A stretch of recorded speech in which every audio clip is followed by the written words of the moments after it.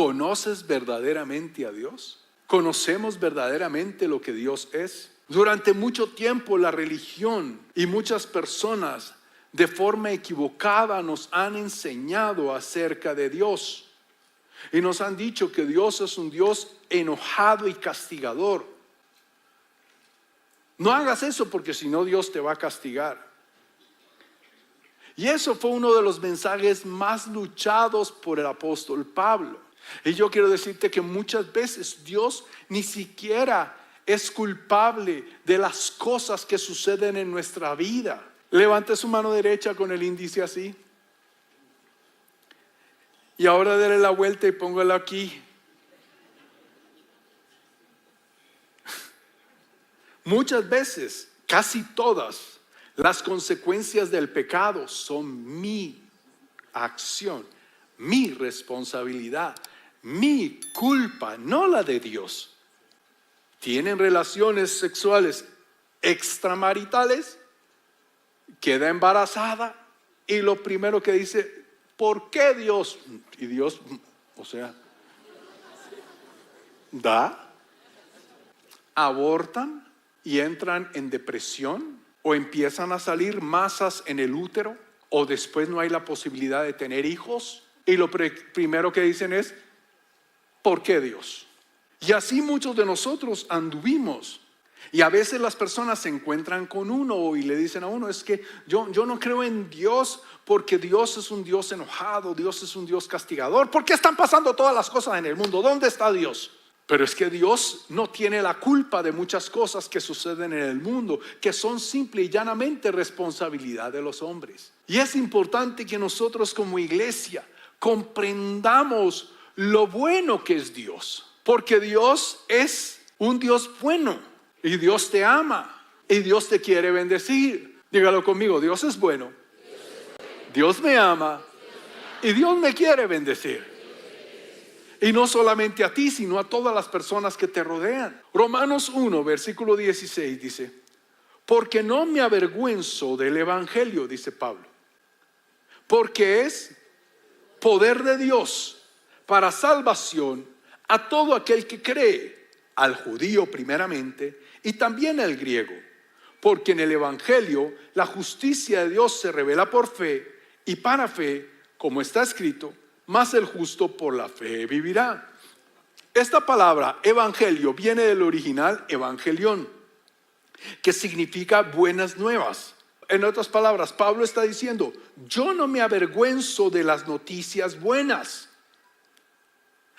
Esa palabra evangelión significa también demasiado bueno para ser cierto. En otras palabras, Dios es tan bueno y nos ha dado este evangelio para llevarlo y predicarlo, y lo único que tenemos que decirle es a las personas, extra, te tengo excelentes noticias acerca de Dios. Dios no está enojado contigo. Si ve lo duro que le da, si ve que ni siquiera usted lo cree, Dios no está enojado contigo. Por eso Pablo dice, no me avergüenzo de lo que Dios me ha mandado a enseñar, porque es poderoso. Es el poder de Dios. Es tan poderoso que avergüenza a uno, a los más sabios y a los más entendidos. Es tan poderoso que los fariseos y los maestros de la ley y el pueblo de Israel no lo podían creer, porque ellos estaban bajo otro sistema. Por eso en el libro de Juan capítulo 1 versículo 16 versículo 17 dice, la ley por medio de Moisés fue dada, mas la gracia y la verdad vinieron por medio de Jesucristo. Hubo un encargado de traer los 10 mandamientos, se llamó Moisés de parte de Dios, pero hubo otro encargado de traer algo mucho más grande que se llama gracia y verdad. Y la gracia es el favor inmerecido de Dios. Es un favor inmerecido de un rey. Es algo que un rey puede hacer cuando le da la gana. Y es decirle a la gente, hey, te perdono tus pecados, no te voy a juzgar, no te voy a condenar, solamente cree. Y eso es un noticio, pues. No hay más personas salvas. El evangelio no corre con más poder porque el pueblo de Cristo lo lleva de manera contraria. Te tengo una buena noticia. Dios te ama. Dios es bueno y Dios te quiere bendecir. ¿No le parece eso muy bueno para contarlo? Jesús vino predicando y demostrando que Dios no estaba juzgando al mundo. Juan 8, versículo 3. Entonces los escribas y los fariseos le trajeron a una mujer sorprendida en adulterio y poniéndola en medio. Ponga atención, los fariseos y los escribas eran la gente notable que se supone conocía el poder de la palabra de Dios. Pero solamente trajeron a la mujer. ¿Y dónde estaba el hombre?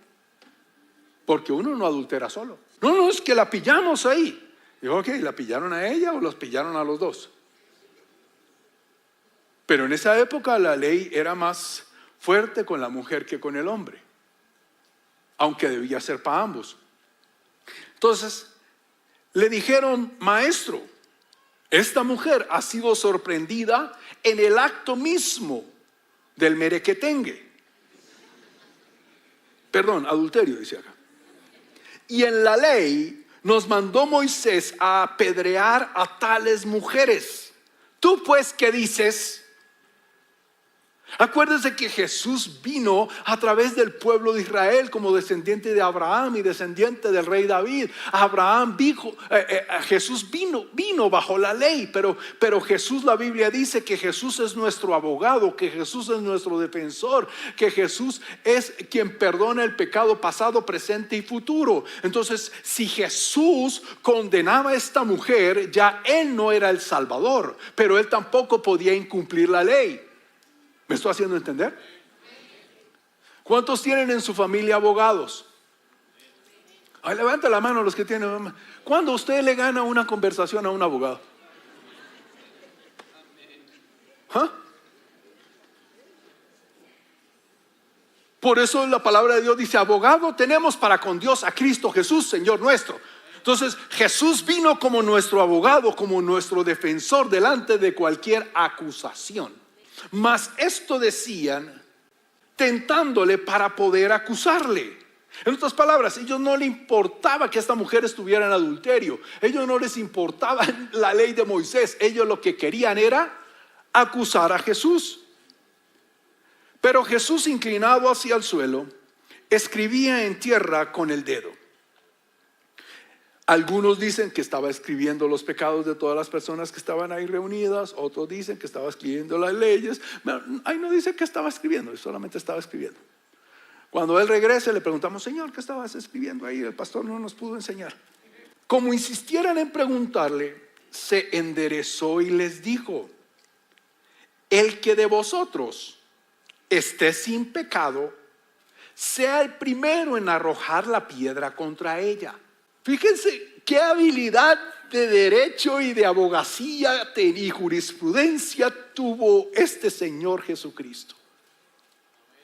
Él no les dijo, he venido a anular los mandamientos de Dios. Él no les dijo, Moisés estaba equivocado.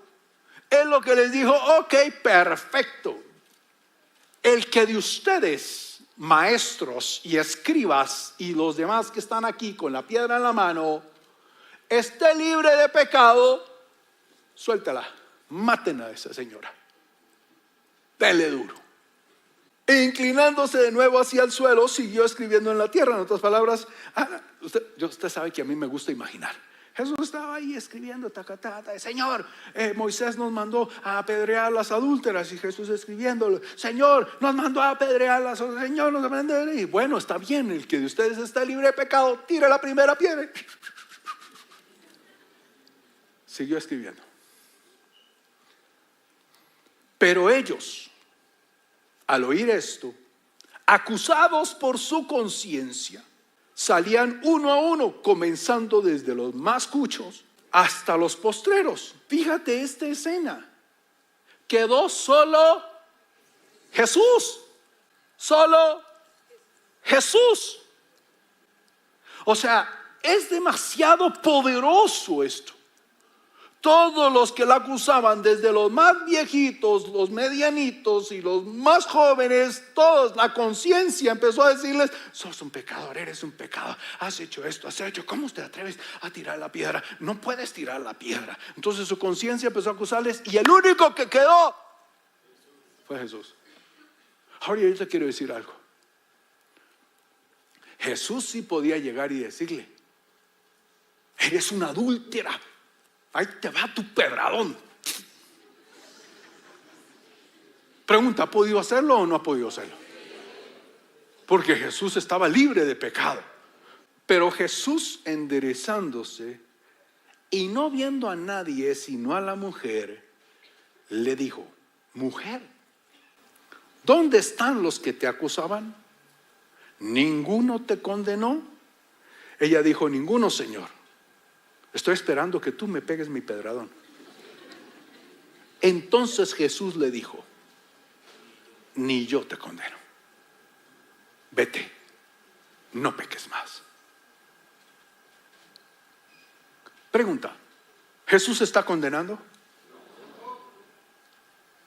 Jesús le dijo: yo tampoco te condeno. No he venido a condenar, he venido a salvar. Y ese es el notición, ¿no? Es demasiado bueno para ser verdad.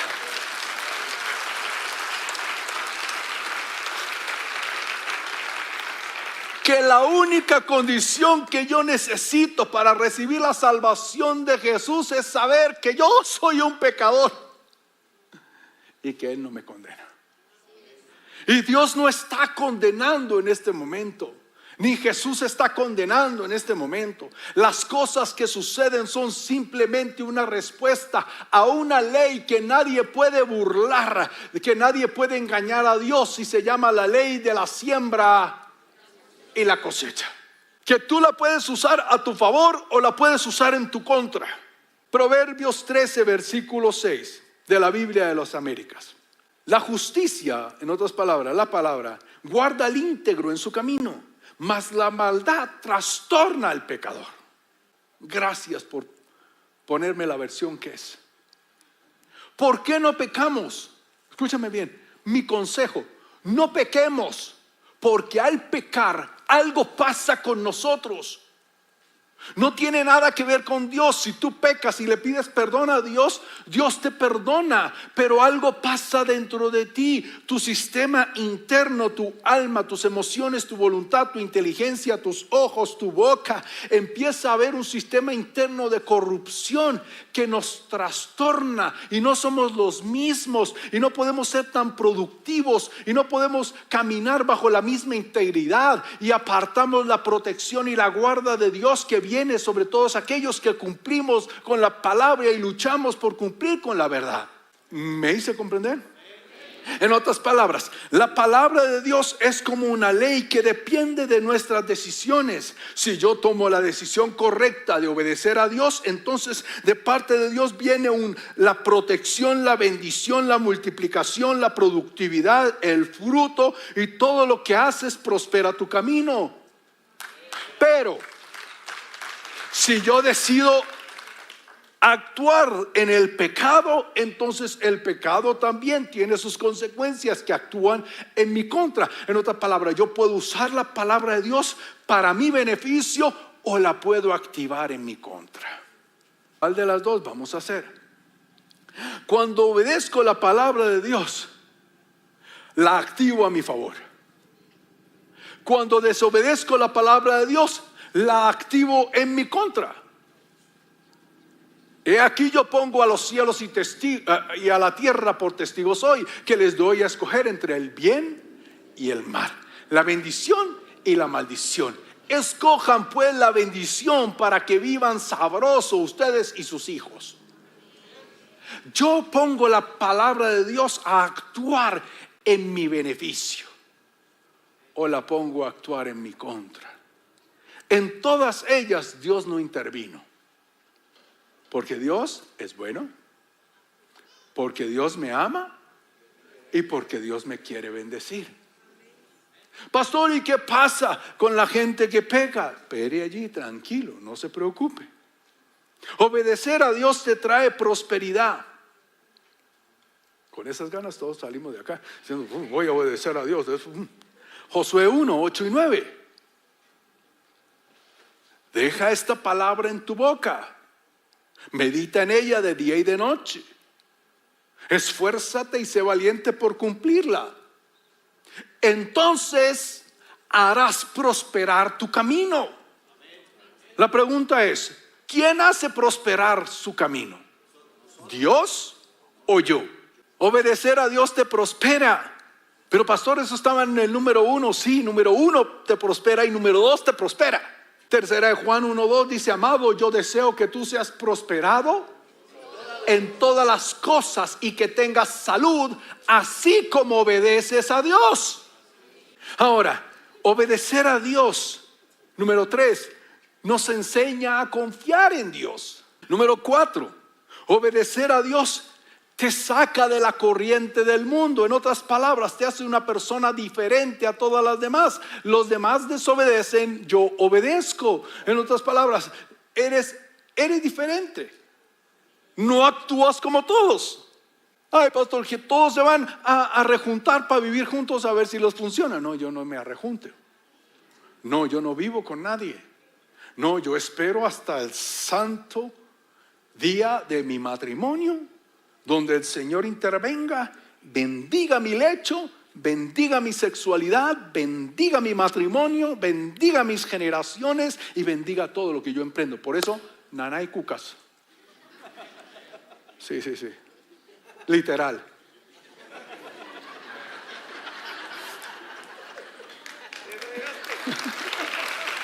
Son los de la primera fila los que me hacen pecar.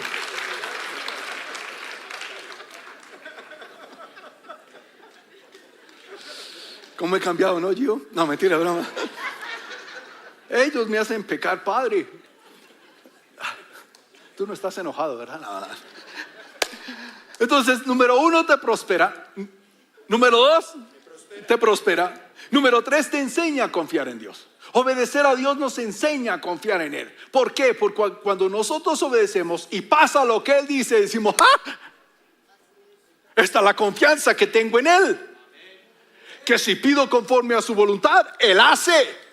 Y yo estoy seguro que lo que yo le pida, lo va a hacer. Entonces yo aprendo a confiar en Dios cada día más mientras más practico. ¿Cuál es el gran problema que tenemos nosotros como papás? Enseñarle a nuestros hijos que confíen en nosotros. Qué chicharrón. Número 4, te saca de la corriente del mundo. En otras palabras, tú estás con todos tus amigos y tú escoges obedecer a Dios y ellos te miran raro. ¿Qué bicho le pegó?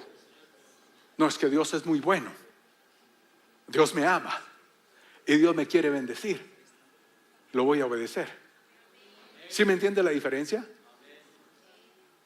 Lo obedezco no por miedo que Él me va a castigar. Lo obedezco porque Él es bueno. Lo obedezco porque me ama. Y lo obedezco porque me quiere bendecir. No porque le tenga miedo. Porque Él es bueno. Porque me ama y porque me quiere bendecir. ¿Y qué pasa cuando lo desobedezco? Pues su merced se mete en un lío por usted, por sus propias decisiones. Número 5.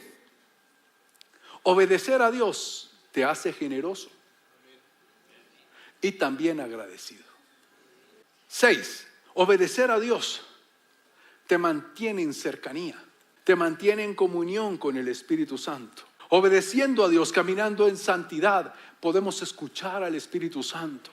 Cuando desobedecemos, algo pasa en nuestro sistema.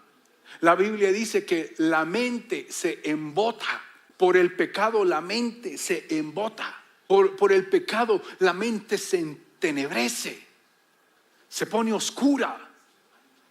De tal manera que la gente ya ni se da cuenta del pecado que están cometiendo en contra de ellos. Escúchame bien, no en contra de Dios, sino en contra de ellos mismos. Número 7, obedecer a Dios. Mira, obedecer a Dios te llena de paz. Sea lecho sin mancilla. ¡Qué paz para con el matrimonio! Obedecer a Dios te llena de propósito. Obedecer a Dios te llena de bendición espiritual. Por eso 3 Juan 1:2 dice: amado, yo deseo que seas prosperado en todas las cosas, así como prospera tu alma. Escúchame bien, pecando no podemos prosperar. ¿Por qué? Porque nuestra mente no es clara. El Espíritu Santo nos habla y no sabemos, ¿será Dios? ¿No será Dios? En cambio, cuando estamos en santidad, cuando estamos obedeciendo a Dios, estamos confiando en Dios, la paz de Dios viene a nuestros corazones. Somos agradecidos con Dios. No importa la situación en la que estemos, entendemos que Dios nos ha creado con un propósito, con un destino, que Dios nos quiere. Dios es bueno. Dios me ama. Dios me quiere bendecir. Ese es el poder. El poder de Dios. Pastor, ¿y entonces por qué la gente se condena si Dios es tan bueno? ¿Por qué la gente se va al infierno si Dios es tan bueno? Por no creer. ¿Por no creer en qué? En que Dios es bueno, en que Dios los ama.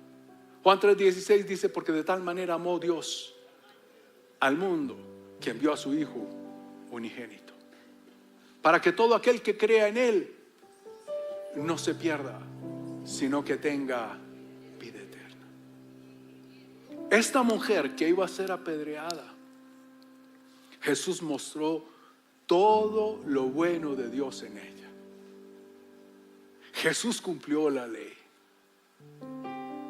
pero Jesús le dijo dos cosas contundentes. Número uno: yo no te condeno. Número dos: vete y no peques más. Número uno: yo no te condeno. Número dos: vete y no peques más. Esa es la batalla que nosotros tenemos. Se llama la batalla de la fe.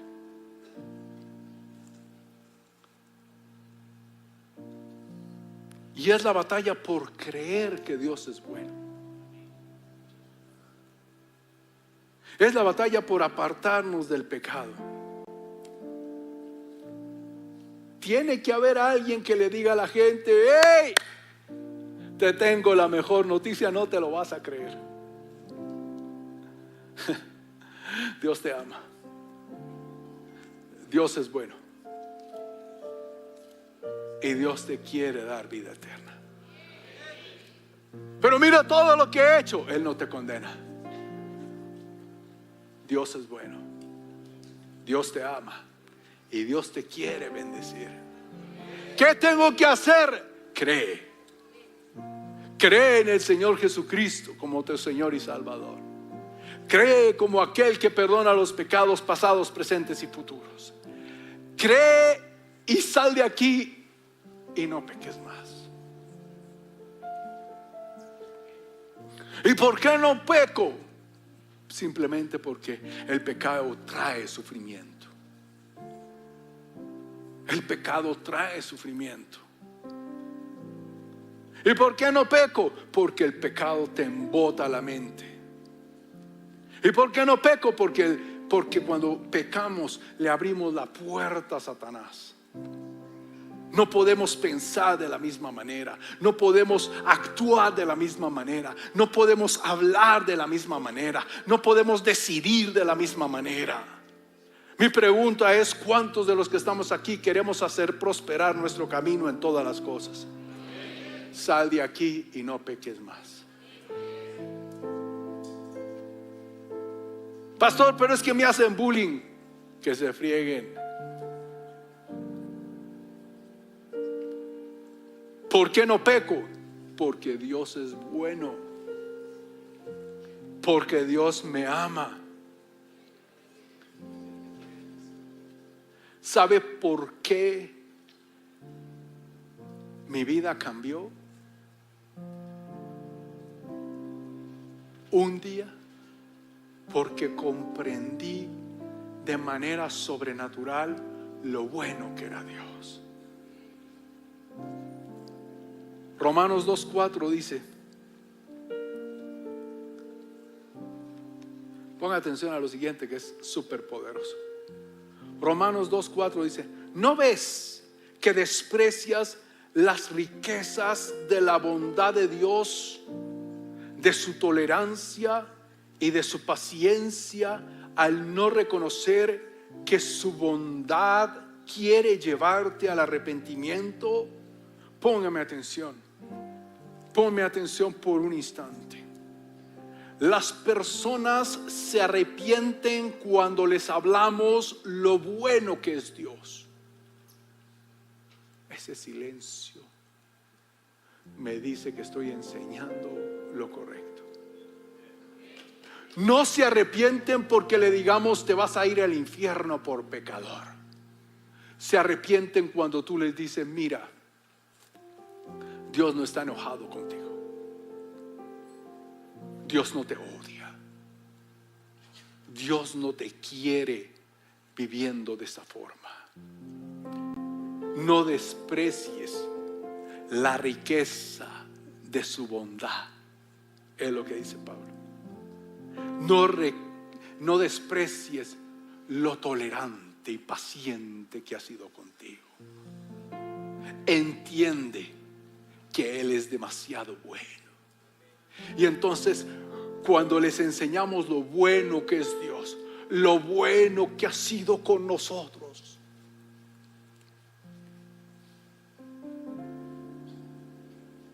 lo bueno que ha sido con nuestra casa, lo bueno que ha sido con nuestra familia, lo bueno que fue cuando estaba en ansiedad, deprimido, bajo tormento, en el psiquiátrico, bajo las drogas, contaminado, cuando no podía con mi cabeza por culpa del pecado. Entonces un día resplandeció en mi vida, trajo claridad, se presentó, entregué mi vida y me cambió y me transformó desde lo más íntimo.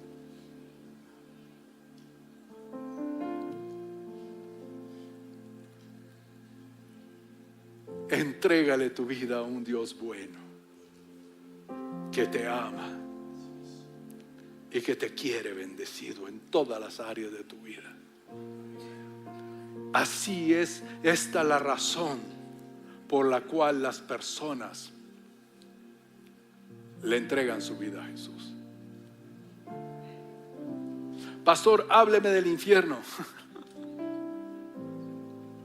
La gente sabe que está mal. La gente sabe que está mal. Muy adentro, Dios se los ha manifestado.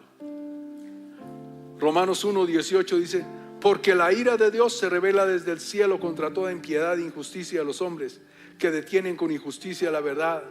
Porque lo que de Dios se conoce les es manifiesto, pues Dios se lo manifestó. En otras palabras, Dios ya les mostró que ellos están mal.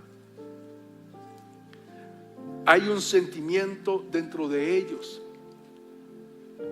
Aún el más ateo de los ateos sabe que Dios existe. ¿Por qué, pastor? Porque Dios se los ha manifestado. Escúchame bien, toda la creación sabe que Dios existe. Mi perrito sabe que Dios existe. Tu loro sabe que Dios existe. Los árboles saben que Dios existe. Porque la palabra de Dios dice: todo lo que respira,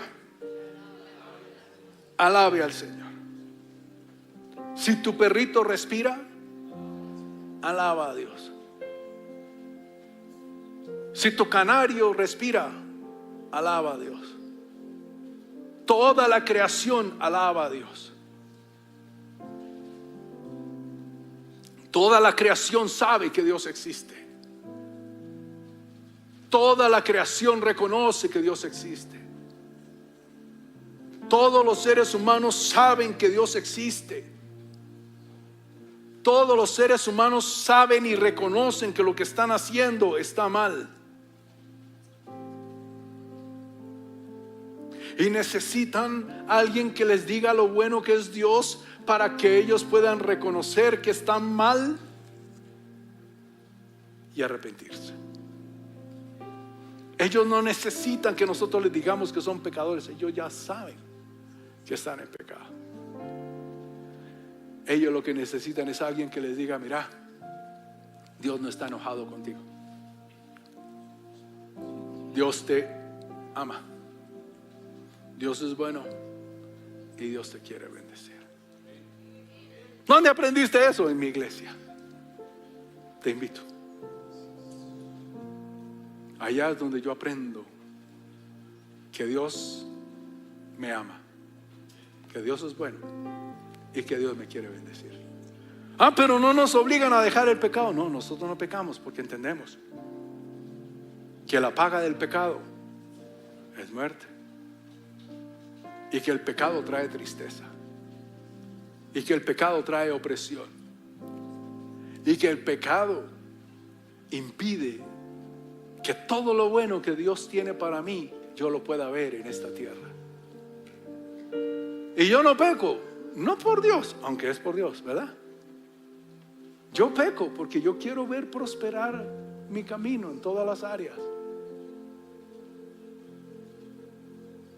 Quiero invitarte a que te pongas sobre tus pies hoy en esta mañana.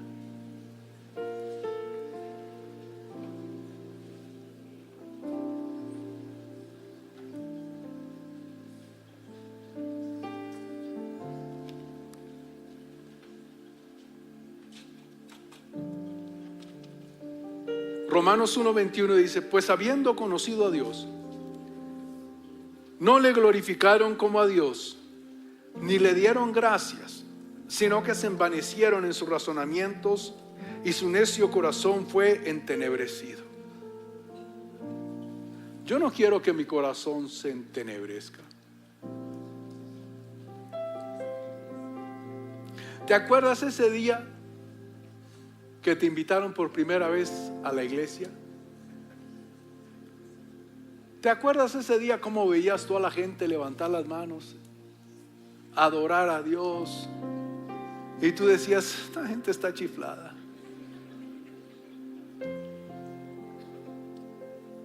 Mi esposa dice que ella le molestaba que todos estuvieran tan contentos.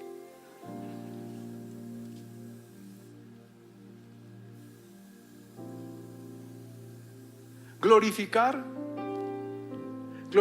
es reconocer. Glorificar es ensalzar. Glorificar es darle tributo y alabanza. Glorificar es exaltar, enaltecer, gloriar, encumbrar, honrar, loar, aplaudir, celebrar. Eso es glorificar a Dios. Estas personas que dice el libro de Romanos hicieron 4 cosas. Ponme atención, por favor, ya con esto termino. Hicieron 4 cosas que provocaron que su mente se entenebreciera. 4 cosas que nosotros no debemos hacer. ¿Cuántas? 4. Número 1, no lo glorificaron como a Dios. No lo exaltaron como a Dios. No lo ensalzaron como Dios. No lo loaron como Dios. No lo aplaudieron como a Dios. No lo celebraron como a Dios. Número 2, no le dieron gracias. Número 3, se envanecieron. Yo no necesito a Dios, yo puedo solo. ¿Para qué? Dios no existe. Número 4, su corazón se entenebreció. Pero escúchame bien, hay otros que hicieron lo contrario. En otras palabras, unos no recibieron por, pero otros recibieron por. ¿Me hago comprender? Y los 4 que son al contrario es: número 1, lo glorificaron como a Dios, lo exaltaron como a Dios, lo adoraron como a Dios, celebraron como a Dios, lo loaron como a Dios. Número 2, le dieron gracias como a Dios, celebraron dándole gracias a Dios. Número 3, fueron agradecidos. Número 4, reconocieron el poder de una mente transformada. Y número 4, tuvieron un buen corazón. Hay 4 cosas que tenemos que hacer para recibir de Dios. Número 1, glorificarlo como a Dios. Número 2, ser agradecidos. Número 3, reconocer el poder de una mente que Dios transforma. Y número 4, tener un buen corazón.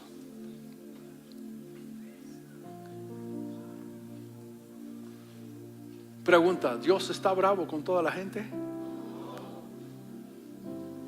Pregunta, ¿Dios quiere condenar a todo el mundo? Pregunta, ¿Dios quiere que todos se salven? Pregunta, ¿es bueno Dios? Pregunta, ¿está Dios condenando a la gente? Pregunta, ¿Dios quiere que peque la gente? ¿Qué quiere Dios? Que sean agradecidos, que lo adoren como a Dios, que lo celebren como a Dios, que reconozcan que Dios es amor, que Dios es bueno y que Dios los quiere bendecir. Eso lleva a las personas al arrepentimiento. Eso me llevó a mí a entregarle mi vida a Jesús. Dios te ama. Dios te ama. Dios te ama. Dios es bueno y Dios te quiere bendecir. Y esa era la lucha de Pablo. Pablo decía, esto es demasiado bueno para que lo puedan creer. ¿Tú crees que las personas no quieren a Jesús bajo esas condiciones? ¿No quisieran tener a alguien que les hablara lo bueno que es Dios? Pregunta, ¿ha hecho Dios algo bueno contigo? ¿Ha hecho Dios algo bueno contigo? Cuéntale a la gente. Cuéntale lo que Dios ha hecho contigo. Y cuando tú hables lo bueno que es Dios, cuando tú hables lo bueno que Dios ha sido contigo, cuando tú glorifiques a Dios por lo que ha hecho en tu vida, la gente va a decir, ese Dios sí lo quiero seguir. Ese Dios sí le entrego mi vida. A ese Dios yo le quiero servir. A ese Dios que tú me estás hablando, yo quiero obedecer. No porque me quiera castigar, sino porque yo quiero que todo lo que Él dice se cumpla en mi vida.